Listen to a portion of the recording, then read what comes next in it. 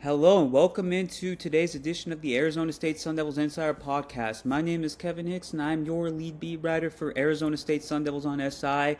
And we have a massive Friday night tilt between Arizona State and the number 24 TCU Horned Frogs from Mount America Stadium. So we are doing our game preview just a day earlier than usual. And I am joined, as I am weekly, by the great writer for my site, Arizona State on SI, and Tanner Capolini, here to obviously give the rundown of the game and a prediction. Tanner, how's it going today? It's going well, Kevin. Excited for this game against TCU. Home game, that'll be cool. And Friday Night Lights, nothing better than that. And it's a Big 12 game. And I think, isn't ASU doing some, they're wearing their, blackout uniforms or something? Yep, it's a blackout game. Yeah, so a lot of excitement there, a lot of hype. Season's flying by, though. It's going by quick. But yeah, another big game on the schedule that I'm excited for. Yeah, and the magnitude of this stretch can't be overstated. I think that ever since the ordering of the schedule was released, we knew the teams back in January that they would be playing this season. The ordering was the bigger deal, and I think ever since that got unveiled, I believe it was in June, everybody had the 4-week stretch or 4-game stretch from Baylor to Texas Tech circled on their calendars. All four of those teams in Baylor, TCU, Utah, and Texas Tech were considered as potential contenders in the Big 12 heading into the season. I know some people weren't as high on TCU as the other teams, but I kind of always view TCU as the top 5 level team in the conference, at least roster speaking wise. Uh, they had a rough season in 2023, backing up the national title game appearance in 2022, but they bounced back nicely last season. They have a phenomenal quarterback in Josh Hoover. Sonny Dykes is a good program builder, and he did a nice job of reshuffling the roster. And they obviously have an NFL caliber safety in Bud Clark as well. Tanner, what stands out to you about TCU, and how massive do you think this game is for Arizona State? Yeah, I think what really stands out to me, I think, is the quarterback play going to be on display. One of the earliest pieces I did for ASU on SI was ranking ASU's quarterbacks that they're going to face, and I had Josh Hoover, I think, second on that list, or he was pretty high up, and I think that this is going to be a game that's really big in terms of how does the secondary do against Hoover and how does Sam Levitt play. I think every Big 12 game is important in terms of winning it. That can really affect the standings. But I do think this is a game where we want to see kind of the Sam Levitt that I think, a more consistent version of him. I think that he's had a pretty good season so far. The scrambling's been awesome. The connection with Jordan Tyson's been great, all that stuff. But there's been times where he'll miss a throw.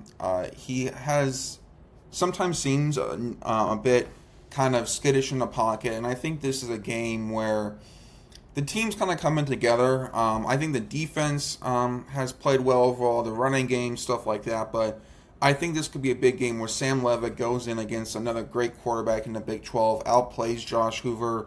I think this could be somewhat of a more offensive game. So, yeah, I just think Levitt having kind of getting into that mode of kind of that Heisman type of guy we thought he could be.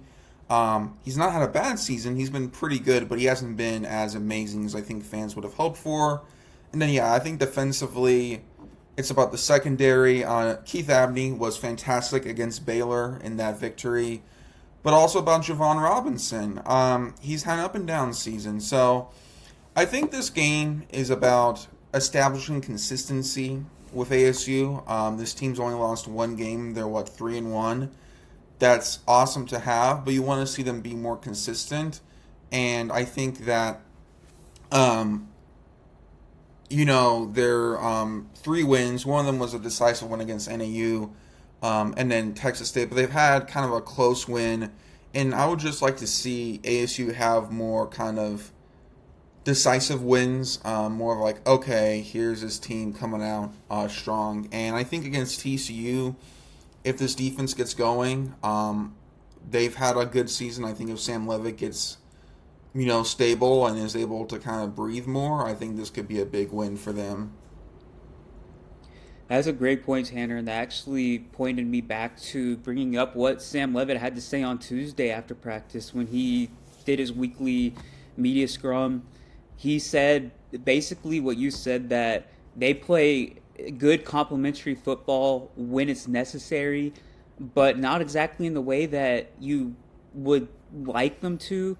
I know this is a different level of football, but you look at the Philadelphia Eagles last season, they're a great example of complementary football when the offense and defense play off of each other perfectly. Both of them pick up the slack at the same time. You usually wouldn't like to see the offense pick up the slack when the defense isn't, and vice versa. But that's kind of what it's been for ASU this season. It feels like when the offense isn't clicking, the defense is coming through, and when the defense is giving up big plays and not coming through, the offense finally starts to come alive. And you like more consistency in terms of both showing their true potential, living up to the ceiling that we know they both have. Uh, as we saw last week against Baylor, in the fourth quarter, the ASU offense came alive, and the defense, who had been playing great ball all game long, gave up a 40-yard rush to Bryson Washington, which is the biggest run play they've given up all season, really the biggest rush play that they've given up in close to a year, if I'm not mistaken.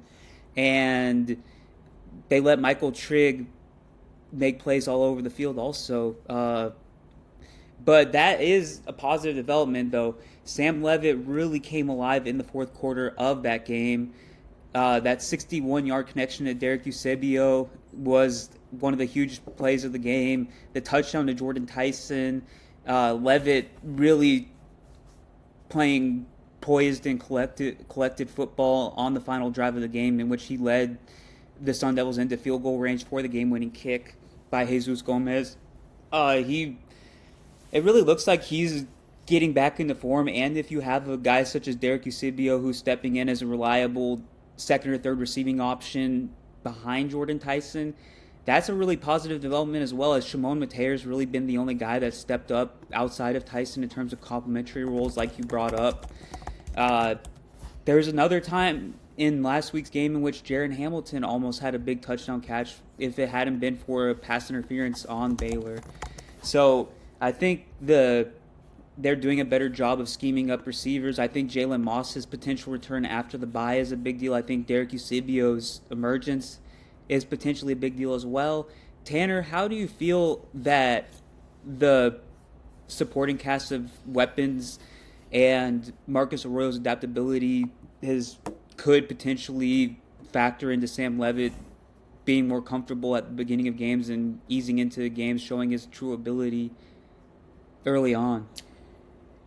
Yeah, I think that's a good key point to say early on, because ASU has really not been able to get the offense going early. And I really like the point you said, when the offense is playing great, the defense isn't, and kind of vice versa. And that's a big issue, because we saw in Baylor, ASU played kind of like the better team, I feel like, for most of the game. And yeah, they end up winning, but there's a lot of times where defense would play very well, and then the offense would get the ball and they would kind of stall out. And I think that, it's been awesome to see Mateer getting going. That's been really nice to see. That's been a huge positive. He's looking great. I think that the Malik McLean thing just needs to get established more. I don't know what it is. It seems like that's been kind of an issue to get him going in the game. And then, yeah, you mentioned Jalen Moss. I know he's been out with illness. Hopefully he gets better and can start, healing and getting out on the field. But I think that, Marcus Arroyo, I think he's a really good offensive coordinator, in the sense of that he can be really good of when to call a certain play. He, I think, really understands the tempo of an offense. And I think we've seen the past two games, Texas State and Baylor.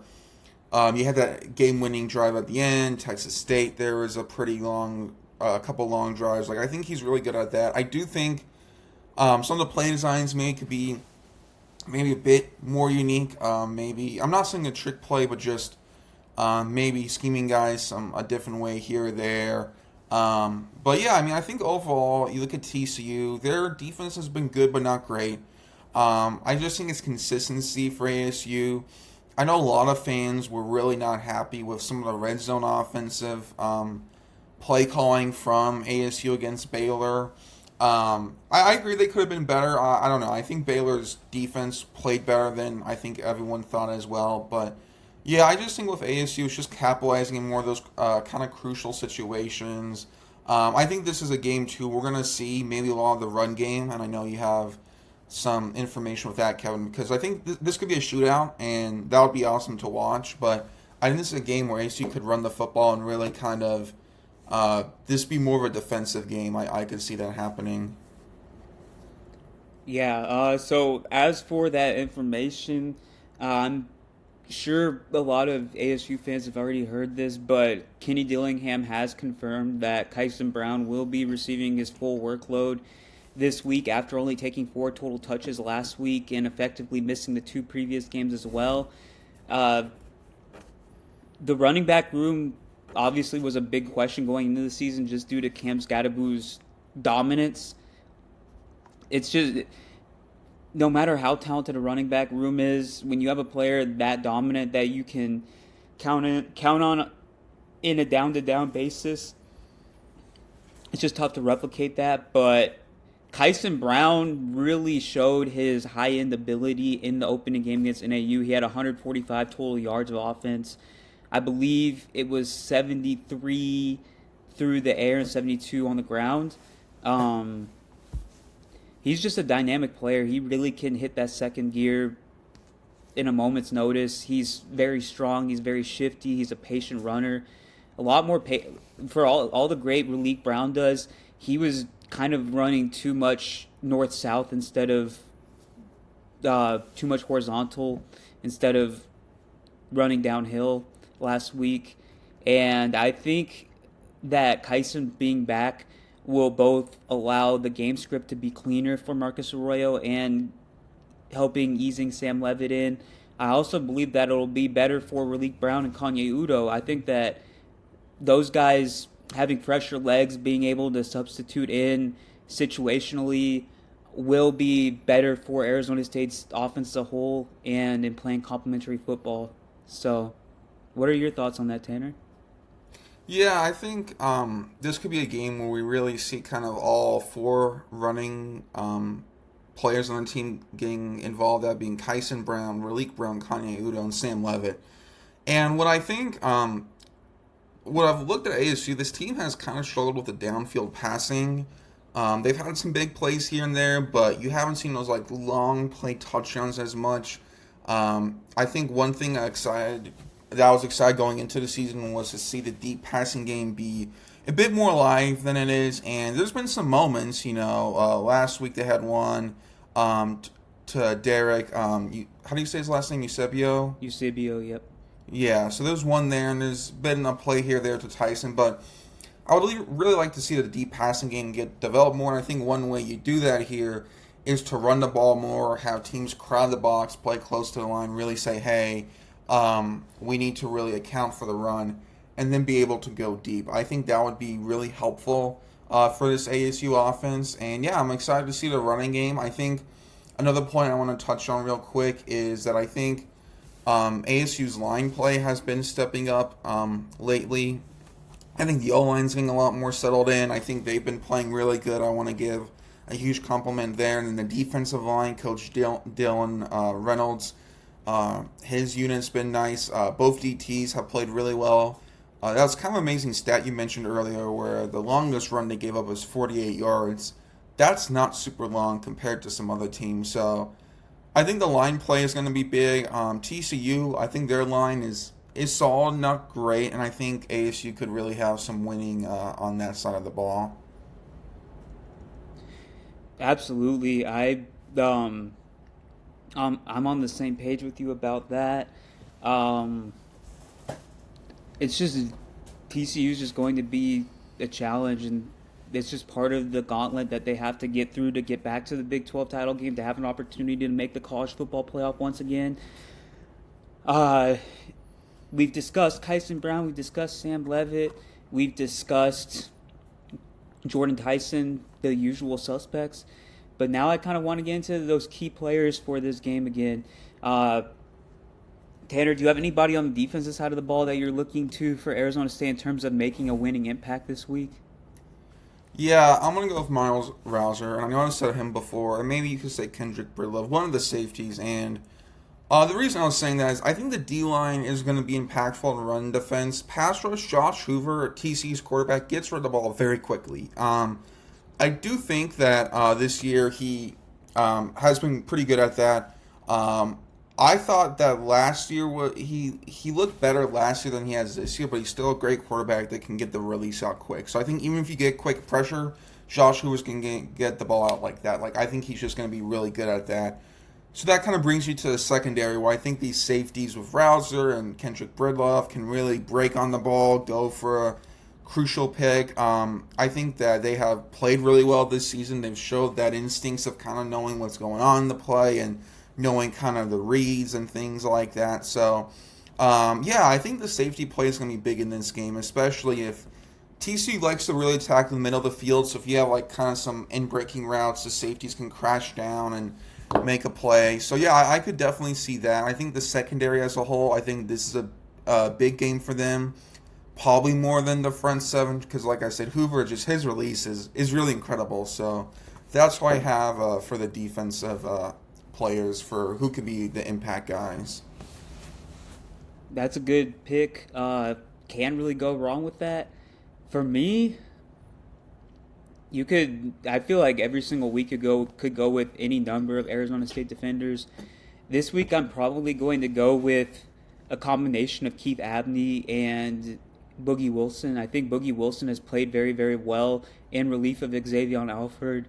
I think that loss of Alford is still looming large.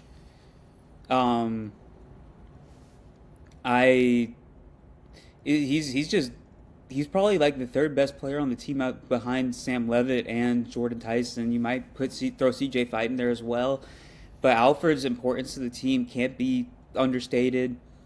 But Boogie Wilson has proven to be a quality player over the last 3 weeks or so. He really has stepped in and played his role to perfection. He's done exactly what's been asked of him. Uh, Obviously, coming from Washington State, a team that wasn't too great last year, but he proved his value this time last year, and he's continuing to do that.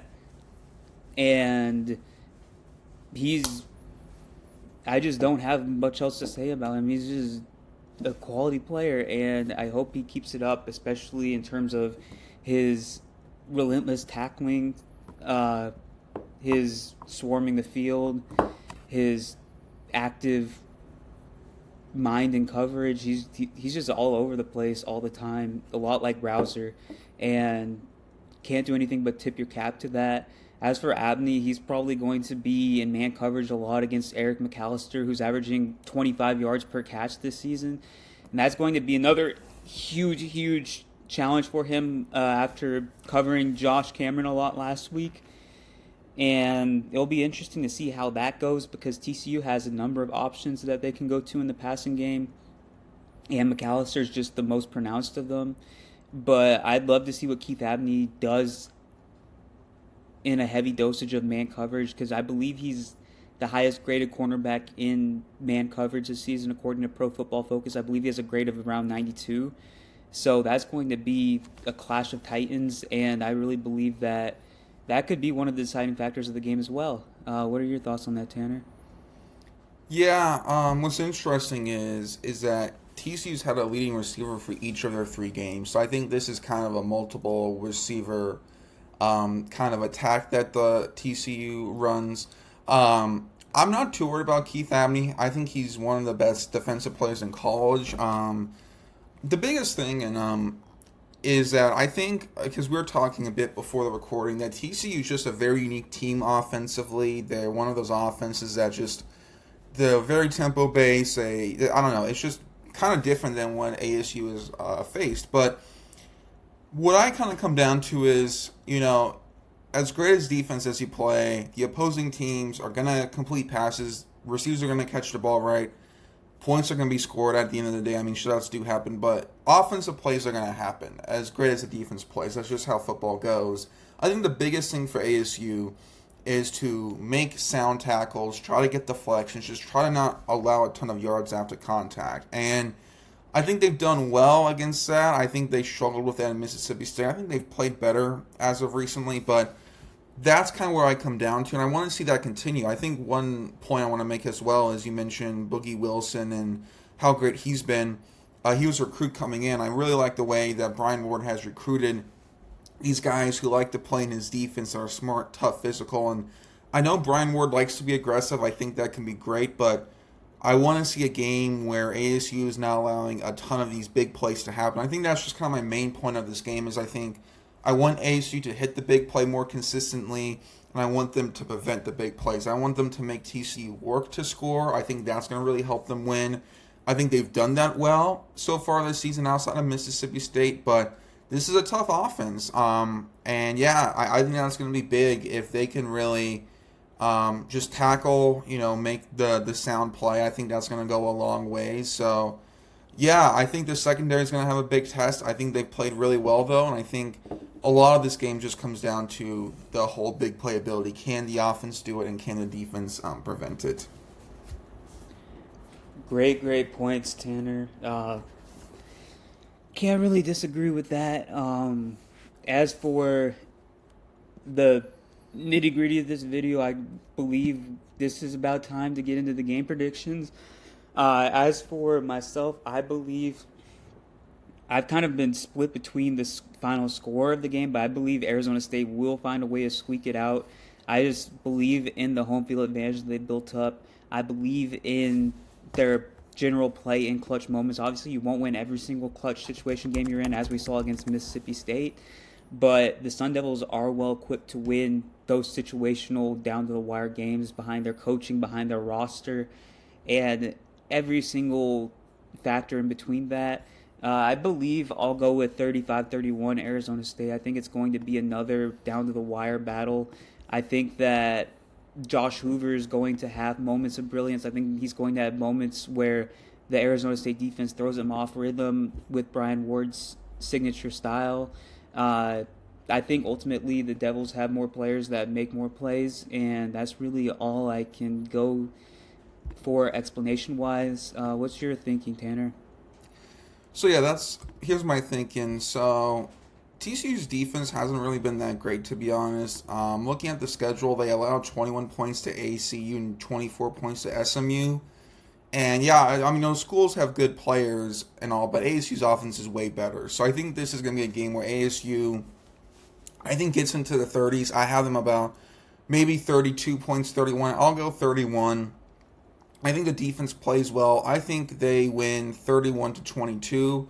I think it'll be a two-score game. I'm interested to see ASU, if I'm correct, they have not allowed a 30-point game yet this season, right? Yep. So could this be it? I mean, it could be TCU with Josh Hoover. I mean, that's going to be a tough one. But yeah, I got them winning 31-22. This was a game that I think is going to be a big test for this team. It's going to be a nice game at home, and I think this is ASU's chance to really go ahead and prove what they're made out of. And yeah, it's going to be an exciting game. So the first Big 12 game at home this season. Yeah, and I have ASU getting the win. All right. Perfect encapsulation, Tanner. I always appreciate what you have to say. You always have a good perspective on things, and I really don't have anything else left to say for today's show, but before we sign off, do you have anything else to add? Not in particular. I think we're going to be both at this game. I think it's just going to be exciting to be attending it, see the home field crowd. That's just been something that's been, well, and I have another point. That's been just exciting to see. It's just ASU football being a big deal. Just the crowd that's been there has really been awesome. And then the other point is that Kenny Dillingham had a quote, and I might be misquoting it, but he's like, at the end of the day, a lot of these college football players are guys who are like 18, 19, 20. He was talking about like the locker room making meaningful connections that he wants these players to remember. And I think it's just a good reminder that obviously, yes, I want ASU to win. That would be awesome if they did. But ultimately, I think what's been nice to see is this ASU culture and just how great they've been with the stadium and just kind of the overall vibe. And I just think it's kind of a good reminder about what football is really kind of all about. That's a great point, Tanner. Thank you for bringing that up. Um, yeah, Arizona State TCU, Friday night, 6 p.m. Mountain Standard Time, Arizona time, whatever way you want to put it. It's going to be a nationally televised game, and I'm so excited to be covering the game, and I'm excited to bring Tanner along with me once again for the game. And we will be giving you great coverage on Arizona State on SI for the game. And thank you to everybody who tunes into the show. And I will see you tomorrow, hopefully post game, but we shall see. And I'll have Tanner on hopefully in the next week or so as well once again. And thank you for tuning in.